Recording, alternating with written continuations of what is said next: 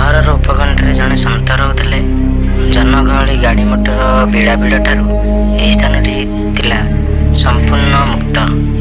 ମୁଖ୍ୟ ରାସ୍ତାର ଦୁଇ ପାର୍ଶ୍ୱରେ ଡେଙ୍ଗା ଡେଙ୍ଗା ଗଛ ଆଉ ଅଳ୍ପ କିଛି କୁଡ଼ିଆ ଘର ନିଜ କୁଟୀରକୁ ଖୁବ୍ ପରିଷ୍କାର ପରିଚ୍ଛନ୍ନ ରଖୁଥିଲେ। ଚାରିପଟରେ ନାନା ରକମର ଫୁଲ ଫଳ ଆଉ ପନିପରିବା ଗଛ ଆକର୍ଷଣୀୟ ଦିଶୁଥିଲା।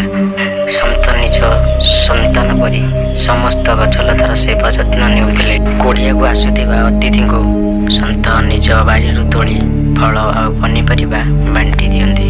ଦିନର ଅନ୍ୟ ସମୟ ପୂଜାପାଠ ଶାସ୍ତ୍ର ଅଧ୍ୟୟନରେ ବିତି ଯାଉଥିଲା। ସନ୍ଧ୍ୟା ସମୟରେ ଆଖପାଖର ଲୋକ ତାଙ୍କ ପାଖକୁ ଛୁଟି ଆସୁଥିଲେ। ସନ୍ଥଙ୍କର ତୁଣ୍ଡରୁ ଗୀତା ଭାଗବତ ପୁରାଣ ଶାସ୍ତ୍ର ଶ୍ରବଣ କରି ଉପସ୍ଥିତ ଶ୍ରୋତାଗଣ ଖୁସି ହୋଇ ଉଠୁଥିଲେ। ଦିନେ ସକାଳୁ ସନ୍ଥ ପାଖ ବଜାରକୁ ଯାଇଥାନ୍ତି।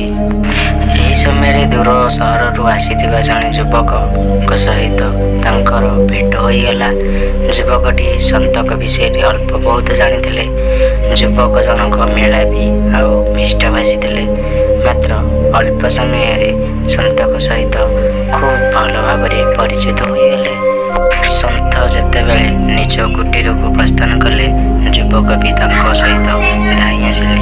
ପୂଜା ସମୟ ହେଉଥାଏ। ଯୁବକଙ୍କୁ ପାଣି ଗିଲାସଟେ ଦେଇ ସେ ବସାଇବାର ଅନୁଗ୍ରହ କଲେ। ସନ୍ଥଙ୍କ ଅମାୟିକ ବ୍ୟବହାରରେ ଯୁବକଟି ପ୍ରସନ୍ନ ଦିଶୁଥାଏ।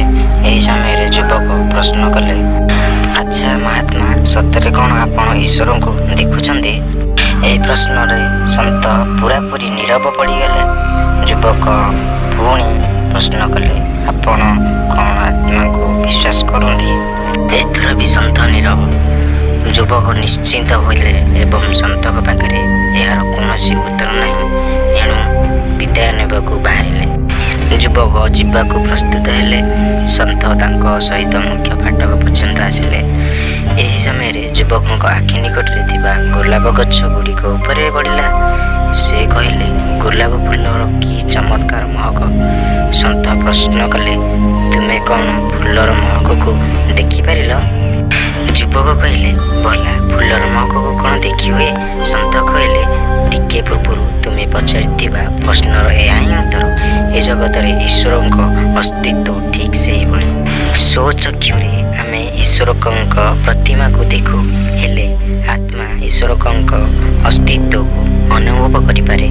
ତୁମେ ଯନ୍ତ୍ରଣାରେ କଷ୍ଟ ପାଉଥିବା ରୋଗୀର ଯନ୍ତ୍ରଣାକୁ କ'ଣ ଦେଖିପାର? ଯୁବକଟି ଏଥର ନିଜ ଉତ୍ତର ପାଇସାରିଥିଲେ। ସନ୍ଥଙ୍କ ପାଦଧୂଳି ମଥାରେ ଲଗାଇ ନିଜ ରାସ୍ତାରେ ଆଗକୁ ବଢ଼ିଲେ।